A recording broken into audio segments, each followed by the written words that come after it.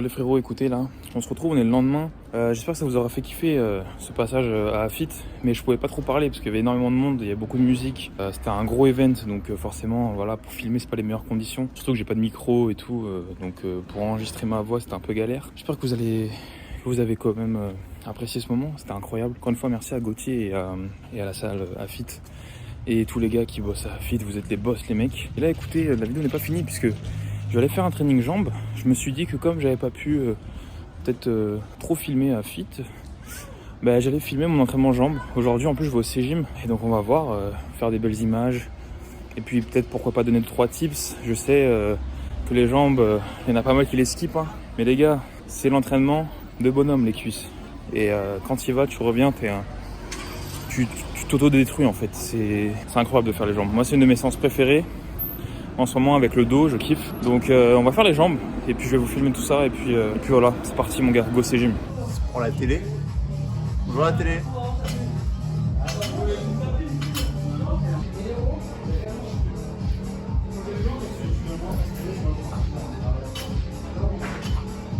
Couleur café.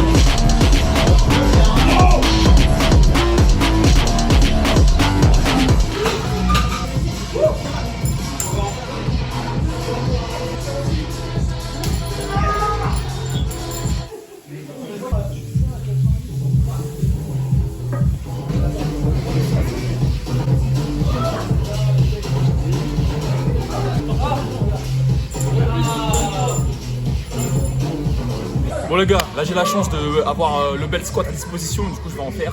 Et cette machine, enfin le bel squat, c'est incroyable, je sais pas si vous avez déjà fait, dites-le moi en commentaire. C'est un truc de ouf, genre j'arrive vraiment à recruter mes quadris, du coup là je vais faire des séries lourdes, c'est parti.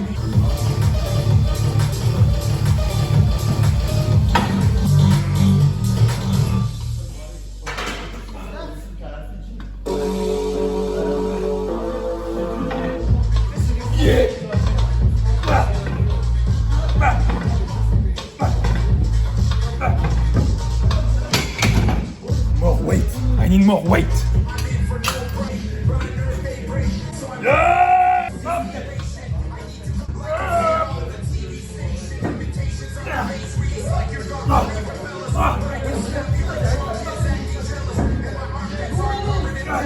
Les gars, je m'appuie pas hein, sur la barre, hein, je pousse pas.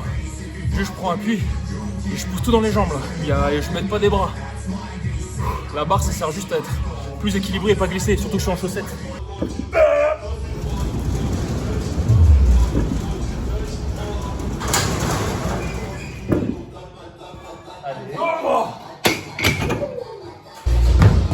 Plaque tournante de la drogue. J'ai un valgus de la bite moi.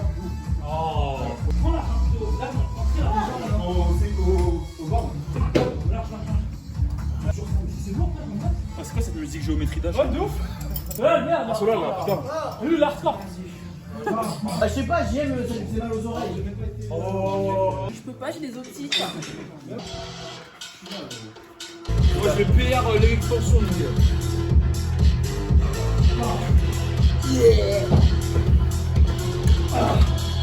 Attention à la caméra les enfants.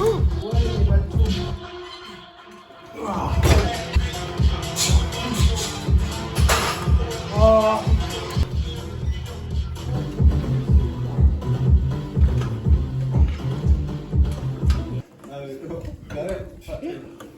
Les gens qui manquent un peu.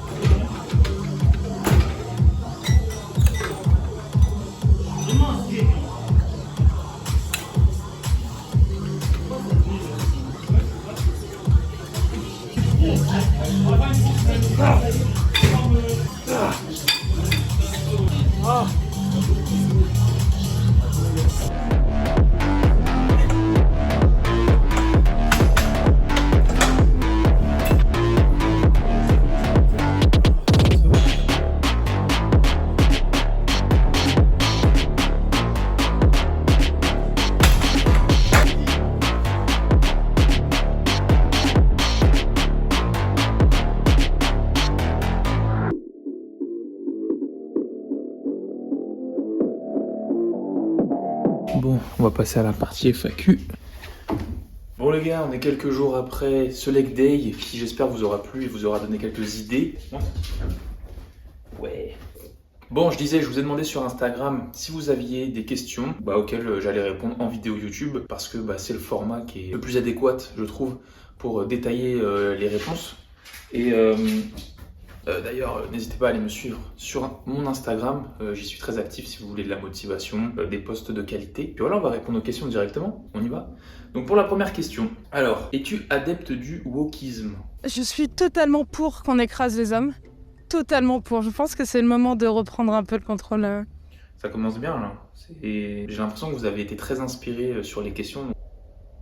Ok, deuxième question. C'est parti. Alors, c'est quand que tu te charges ma vie?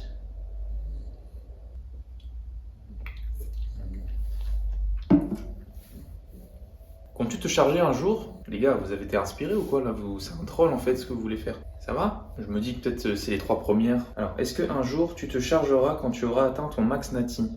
Plutôt Dianabol ou Train? C'est quand que t'envoies la sauce magique, alors déjà consommé ou envisagé de prendre des stéroïdes, de doper un jour. Pourquoi l'héroïde? Franchement là, sur les peut-être 200 questions que j'ai reçues, j'en ai eu une 50aine comme ça où on me demandait si j'allais prendre ou si j'avais déjà pris des produits dopants. Donc je vais répondre premier degré. Donc non, je n'ai jamais utilisé ce genre de produit. Pour l'instant, c'est pas du tout dans les plans. Après, c'est vrai que quand on voit ce que ça fait et quand on voit les physiques qui sont atteignables, tu vois, grâce à ce genre de produits qui sont illégaux, faut le rappeler, c'est illégal de faire ça. Ça donne quand même envie, on peut dire. Putain, on m'appelait le Ronnie Coleman du 93 du sud de la France. Ouais, putain, j'étais une monstrasse, une bestiace. Ça reste dans le simple cadre du fantasme parce que y a beaucoup trop de points négatifs à ça. Pour l'instant, pour moi, étant donné que ce serait pourquoi? Pour avoir un six-pack de ouf, des grosses veines. Voilà, tu vois, il n'y a pas d'aboutissement. Il y a juste, tu te niques la santé. Peut-être un jour, ça j'ai toujours été franc avec ça. On ne sait pas ce que réserve l'avenir, tu vois, donc on verra. Alors attends, là il y a claims, ok, bon. Âge, poids, taille, combien d'années de pratique, physique début et maintenant. Il me demande beaucoup de trucs le Clems. Âge, j'ai 23 ans. Là actuellement ce matin je me suis pesé, je suis à 97 kilos pour 1m83 et ça fait maintenant 7 ans et demi que je m'entraîne. Voici une photo de moi à mes débuts. Voilà. Et une photo aujourd'hui. Donc en 7 ans et demi, ouais, j'ai plutôt bien progressé. Après, c'est vrai que j'avais une bonne base. J'ai toujours été sportif. J'ai du coup eu une facilité à avoir une routine sportive, tu vois. Comme ça a toujours fait partie de mon quotidien. Quand j'ai commencé la salle, ça a été évident, tu vois. Je me suis pas forcé à y aller. Voilà, 7 ans et demi plus tard, ce que ça donne. En étant toujours un petit peu régulier, mais aussi dépendant parfois de paramètres extérieurs, tu vois. Par exemple, tu vis chez tes parents, tu peux pas manger tout le temps ce que tu veux. Et ça, il y a beaucoup de gars qui m'envoient des messages par rapport à ça. Voilà, c'est normal de ne pas pouvoir avoir une diète carrée à 2000% dès le début, d'avoir des entraînements avec l'école ou les études à côté ou même un taf, d'être toujours à 1000% dans le truc. Mais tu vois, en 7 ans et demi, même en étant, allez, je dirais régulier à 80, entre 70 et 80% du temps propre, tu vois, dans les entraînements et dans la diète, voilà ce que ça peut donner. Donc ouais, pour l'instant, je suis content et on va continuer. Je vous mets pas plus de photos parce que d'ici août, je vais faire une vidéo transfo vraiment entière. Et puis voilà, j'espère que je vais retrouver des photos à l'ancienne qui pourront vous donner un peu plus de matière pour analyser mon physique quand j'étais jeune. Voilà. Prochaine question, comment tu fais pour avoir des gros tétés comme ça? Écoute mec, c'est très simple, je fais les pecs 1 à 2 fois par semaine. Voilà, c'est déjà bien. Je mange suffisamment aussi à côté, avec un bon total calorique. un bon total protéique aussi, ça va tout seul en vrai. Après il y a des cas un peu plus compliqués, hein. Si tu as un point fort épaule et triceps par exemple, tu vas avoir un petit peu plus de mal à recruter tes pecs sur certains exercices aussi en fonction de ta morphologie, etc. Ça peut être plus compliqué. J'ai sorti un e-book d'ailleurs pour le retard pec et comment prendre des pecs rapidement ou combler un retard. Donc n'hésite pas à aller checker ça, c'est sur mon site, voilà, dans la description si ça t'intéresse. Et puis sinon, pour avoir des gros tétés, mon gars, les mamelles du laitier, c'est de la régularité et c'est tout. Régularité, travail, et puis ça va tout seul. Prochaine question, comment as-tu rencontré les mecs du C-Gym? Très bonne question, je me rappelle pas en avoir parlé sur la chaîne. Ouais, écoutez, je vais vous montrer des images, ça va plus vite. Hein. Mon frérot, tu la soulèves cette barre, hein. Allez, à toi, gros. Allez, allez, ma gueule, allez. Allez, à toi. Allez, ça monte. Allez, tu vas. Voilà, c'était une soirée à Halloween. Ouais, c'est ça, il y a quasiment 2 ans. C'est moi qui ai postulé parce que c'était Ibra qui m'était. Je suivais déjà le C-Gym sur TikTok et du coup, je suivais quelques Insta aussi de la clique, tu vois. J'avais envoyé un message à Ibra pour lui envoyer la force au début. Et après, il m'avait dit qu'il faisait une rencontre abonnée, tu vois, pour Halloween, machin. Du coup, je lui ai dit, écoute, moi je suis sur Bordeaux, je suis chaud. Puis ça s'était fait comme ça, tranquille, on s'est rencontrés. Gros entraînement, franchement, c'était grave bon délire. Après, c'est créé le YouTube et petit à petit, je suis resté, comme on n'était pas loin, je suis venu m'entraîner plusieurs fois et puis ça s'est fait naturellement. Oh alors. Prochaine question. Alors montre des photos de ton physique quand tu étais plus jeune. Ça revient sur la question de tout à l'heure. Comme je te disais, je vais pas montrer beaucoup de photos parce que je fais une grosse vidéo transfo d'ici la fin de l'été là. Je vais en mettre une ou deux là comme ça pour vous montrer un petit peu que je suis passé par l'étape de skinny en fait. Et je suis aussi passé par l'étape du skinny fat. Quoi qu'on en dise. En fin de compte, comment ça s'est fait, c'est que moi, pendant ma croissance, j'avais tendance à prendre en poids avant de grandir. Donc d'un coup, j'étais un petit peu bouboule, tu vois. Enfin, bouboule, j'exagère, tu vois. J'ai toujours été sportif, donc... mais j'étais un petit peu plus costaud que les autres et plus petit, en fait. Et après, je grandissais d'un coup. Donc je suis passé... en fait, j'ai fait vraiment, un petit peu le skinny fat, tu vois. Et ensuite, je suis passé au skinny taille normale, tu vois. Et ensuite, comme j'ai commencé la salle et tout, ma vie... c'est résolu. Voilà, tous mes problèmes se sont résolus, ma vie allait mieux. Tout allait mieux dans ma vie depuis que j'ai rencontré la salle de musculation.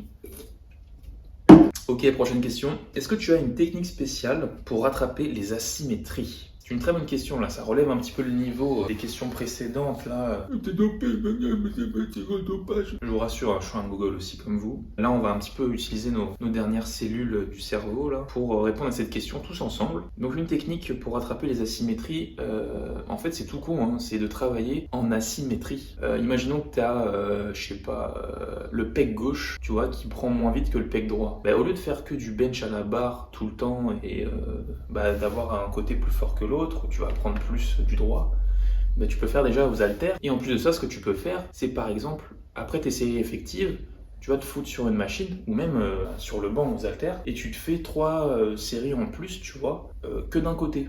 Donc bon, à l'haltère c'est un peu galère, faut avoir un bon gainage, mais tu peux te mettre sur une machine, et bombarder d'un côté, mais pas du droit. Comme ça, tu focus 3 séries en plus, 3 ou 4, hein, tu vois, du côté gauche, puis avec le temps, ça va rattraper l'autre côté. Comment tu arrives à prendre en force et en même temps du volume? Je le dis, je le répète, je le redis, je le répète, je suis adepte du power building, c'est-à-dire faire entre guillemets de la force et en même temps de l'hypertrophie. Actuellement en sèche, c'est compliqué de maintenir ces perfs en force, c'est normal parce que le déficit calorique a tendance à te fatiguer, etc. Quand je suis en prise de masse ou en maintien, généralement j'arrive à prendre quand même en muscle et en perf en général. Et donc c'est grâce au power building, comme je te disais. Sur tes premiers exercices, tu vas faire des séries lourdes. Les 2 à 4 premières séries, tu les fais lourdes, tu vois, à l'échec. Moi, je vise entre minimum 5 reps jusqu'à 8 reps, tu vois, en lourd à l'échec. Et ensuite, je passe sur des séries plus type volume, parfois du 15 reps, entre 10 et 15, tu vois, sur 2-3 séries. Et là, pour le coup, je bombarde et j'essaie de rester plus longtemps en tension pendant l'effort, tu vois. La moitié de ma séance, tu vois, des exos lourds, puis un petit peu d'hypertrophie. Et après, la deuxième moitié de la séance, comme mon nerveux il est cramé, généralement, je fais que de l'hypertrophie, pure. et dur. Des fois, c'est vraiment 2 tiers à 1 tiers, tu vois. Et d'ailleurs, si tu veux savoir comment je m'entraînais à mes débuts, j'ai aussi fait un e-book qui est dispo sur mon site. C'était mes formats d'entraînement que j'ai utilisés pendant plusieurs années et qui m'ont vraiment fait progresser. Donc n'hésite pas à aller voir ça si ça t'intéresse. D'ailleurs, c'est sur ce format-là, un power building. Donc c'est vraiment pour toi, frérot. Là, vraiment, c'est pour toi. Alors, conseil pour avoir un meilleur bench de Simon. Écoute, Simon, c'est très simple. Dans la vie, si tu veux faire plus d'argent, bah, il faut que tu fasses de l'argent. Ouais.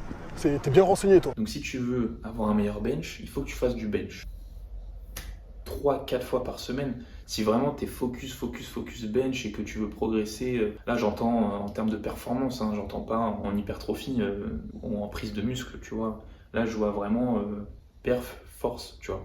Déjà que tu as mis le mot bench, bien sûr il faut avoir un petit peu de repos dans la semaine, hein, donc c'est pour ça que je te dis 3 fois, 4 fois max par semaine. Ok, prochaine question. Avec tout ce qu'on entend, comment trier les bonnes des mauvaises informations sur la muscu et la nutrition? Putain, ça c'est une question incroyable. Merci pour ta question, mec. Écoute, pars du principe que la muscu a été créée par des mecs qui sont censés être débiles, tu vois. Et dis-toi que dans la culture populaire, un mec qui a des gros muscles n'a rien dans la tête. Donc suis ce raisonnement-là. C'est du sarcasme, hein, mais suis ce raisonnement-là et dis-toi que les meilleures infos sont généralement les plus basiques. C'est-à-dire que plus tu vas aller chercher, ouais, sur telle fibre, machin, et travailler tel exercice parce que en tel nombre de reps, il y a telles études.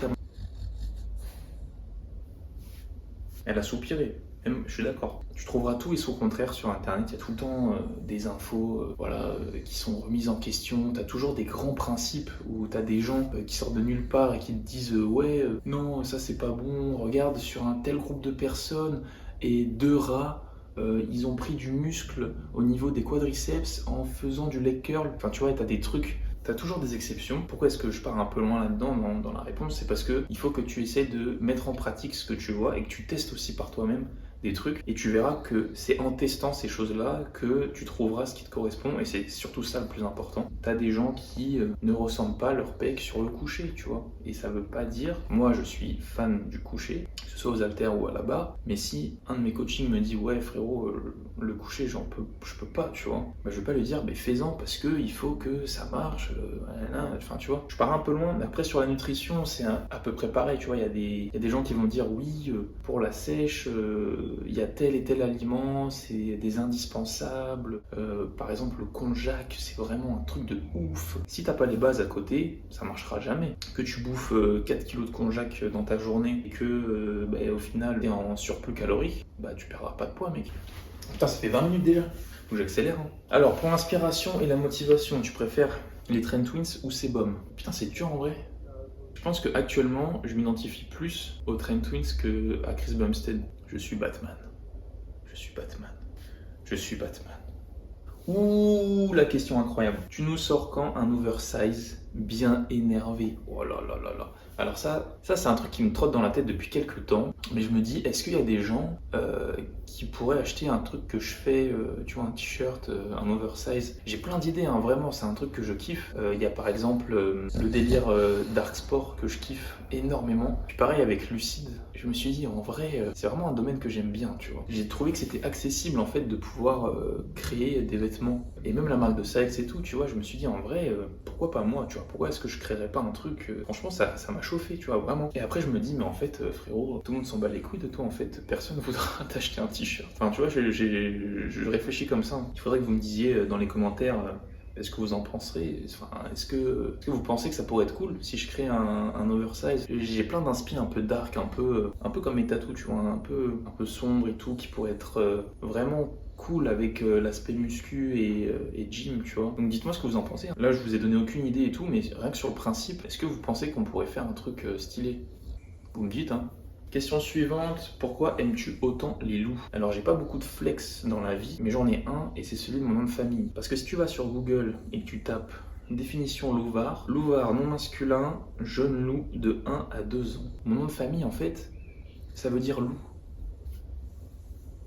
C'est tout. Quand tu vois petit, on t'explique ça, dans ton cerveau il y a un truc qui se passe. En fait, tu as l'impression d'être un animal sauvage, d'être un loup pour de vrai, tu vois. C'est pour ça que je me suis tatoué ça sur le ventre, tout simplement. Next question. Mike ou Chris? Alors ça c'est le duo des Trent Twins. Il y a beaucoup de gens qui kiffent Chris, tu vois, parce qu'il a un peu Dark Sasuke en vrai. Et c'est vrai que j'aime bien, mais moi personnellement je préfère Mike. Il est trop maniaque. Quand il a passé son PR au bench là. Oh c'était incroyable, incroyable. Ton perso d'animé préféré? Voilà, et sinon j'aime bien Roulette Rider. Premier degré, vraiment. It's not about winning or losing. It's about me taking you on right here and right now. Tu comptes faire une compétition de bodybuilding? Je vais pas répondre à cette question, j'ai pas envie. On te veut en compétition. Du coup, c'est la même. Alors compète ou pas compète dans le futur. Comptes te lancer dans la compétition, si oui, quand? As-tu des objectifs de compétition pour le futur? On te verra bientôt en compétition. Est-ce que tu vas faire des compétitions un jour? Penses-tu à faire une compétition? C'est pas que j'en ai marre, mais je suis un peu fatiguée. Bon, du coup, je suis obligé d'y répondre. Ça revient un petit peu à ce que je disais tout à l'heure sur les produits illicites en musculation. Franchement, si je suis amené à faire une compète, en vrai, là, ce serait logique d'utiliser des produits dopants, tu vois. Parce que si tu essaies de faire une compétition, très peu sont naturels, quoi qu'on en dise, même s'il y a des fédérations qui sont naturelles, tu peux être dopé bien avant de faire ta compétition, attendre de ne plus passer rose fluo au test antidopage, et puis après faire ta compète en nati. Logique. Tu vois, et ça, moi je trouve ça un peu triste dans ce milieu, cette hypocrisie, tu vois. Du dopage. Moi je serais d'avis à ce qu'il y ait vraiment une catégorie full dopage avec des mecs avec des physiques de zinzin, tu vois, mais que les gars soient encadrés, soient suivis par des médecins et tout, que ce soit pas fait comme ça sous le tapis. Et à côté de ça, qu'on fasse vraiment une fédé nati 2000%, tu vois, avec vraiment une sélection, les gars sont suivis et toutes les semaines ils aient des contrôles antidopage, etc. Sauf que ça a un coût et malheureusement le monde du body voilà quoi, ça génère pas trop de thunes. La preuve en est que lorsque tu gagnes une compète, tu gagnes un t-shirt et un pot de whey. À moins que tu sois top 1 mondial, franchement faire des compètes ça va t'apporter pas grand chose. Mis à part peut-être une certaine crédibilité en tant que coach ou un petit peu de visibilité ou des contacts, faire des rencontres, etc. Bien sûr, il y a tout un côté cool, tu vois. Après, si franchement je me lance dans ça, j'aimerais vraiment le documenter 100% transparence, tu vois. Faire un truc vraiment étape par étape, semaine par semaine, pourquoi pas des vlogs et tout machin, et qu'on suive sur toute la prépa, et enfin voilà, dites-moi ce que vous en pensez, ça pourrait être cool. Après moi aujourd'hui je pense pas avoir le niveau, même si j'ai accumulé pas mal de connaissances et d'années d'entraînement, dans tous les cas il faudrait que je me fasse suivre si j'ai envie de percer là-dedans, mais je mettrai pas de string. Fâchez-vous comme vous voulez, je m'en fous. Alors, tes objectifs YouTube. En vrai, j'en ai pas vraiment parce que quand j'ai commencé YouTube, avec ma chaîne perso, tu vois, je me suis dit, vas-y, j'ai envie parce que c'est quelque chose que j'aime faire. Tu vois, je me suis à aucun moment dit, vas-y, je vise tel nombre d'abonnés, tel machin. Moi, c'est ça que j'ai envie de vous régaler, j'ai envie de faire des vidéos qui vous inspirent, des trucs qui peuvent vous aider au quotidien. Et j'ai plein de projets. J'ai plein de vidéos YouTube que j'ai envie de faire. Franchement, les idées, ça manque pas. En vrai, s'il y en a un, ce serait de pouvoir vivre de YouTube, tout simplement. Ce serait vraiment le truc le plus cool au monde, tu vois, vraiment, parce que je pourrais créer des projets, faire des trucs avec des gens que j'aime bien, dans un milieu que je kiffe, et c'est ma passion, tu vois. Et si à côté de ça, j'arrive à générer des sous grâce à ça, je pourrais être de plus en plus actif, faire de plus gros projets, tu vois. Et en fait, c'est exponentiel, tu vois. Et ça, c'est vraiment mon objectif, je veux dire. De toute façon, vous êtes derrière moi, ceux qui sont déjà abonnés, je vous en remercie. Si vous voulez que je fasse de plus en plus de projets, de plus en plus de vidéos, etc., vous savez quoi faire, hein. Juste liker, et vous abonner, commenter et tout, pour la force, et ça va le faire. Hein. Ouais, il y a un objectif YouTube que j'ai par contre, c'est aller rapidement aux États-Unis. Ça, c'est un truc qui commence à vraiment me trotter. Partir genre un mois là-bas, faire le tour des salles, mon gars, les plus mythiques, essayer de rencontrer des gens, etc. Franchement, ça pourrait être incroyable. Et vous filmez genre une vidéo par jour. Dis-moi ce que t'en penses encore une fois. Hein. Hey, les gars, vous allez écrire des pavés en commentaire. Quel a été ton meilleur moment sur YouTube? J'ai pas vraiment de meilleur moment. Il n'y en a pas un qui me vienne en tête plus que les autres. Parce que franchement, à chaque vidéo, je me dis, c'est la meilleure vidéo de ma chaîne. C'est le meilleur moment, c'est le meilleur truc. À chaque vidéo, franchement, je me dis, putain, c'était vraiment trop cool. J'ai adoré faire ça, tu vois. Que ce soit juste mes vidéos entraînement où je me filme et tout seul, ou quand il y a un feat, ou quand je bouge et que je filme une journée, tu vois. Je me dis, putain, je suis content d'être là. Sur le moment, je me dis, waouh, c'est le meilleur moment de la chaîne, j'ai l'impression, tu vois.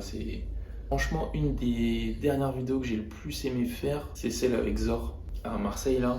Mais parce qu'il y avait une ambiance en fait, il y avait quelque chose de palpable, tu vois, pendant cette journée. Je suis allé dans une nouvelle salle, j'ai rencontré une nouvelle personne, j'ai revu Zor, tu vois, que j'avais déjà bien apprécié quand on s'était rencontrés. Toute cette ambiance un peu mélangée et tout, pur bodybuilding, etc. Ça m'a vraiment donné énormément de force, tu vois. Et quand j'ai fait le montage, tu vois, je me suis dit waouh.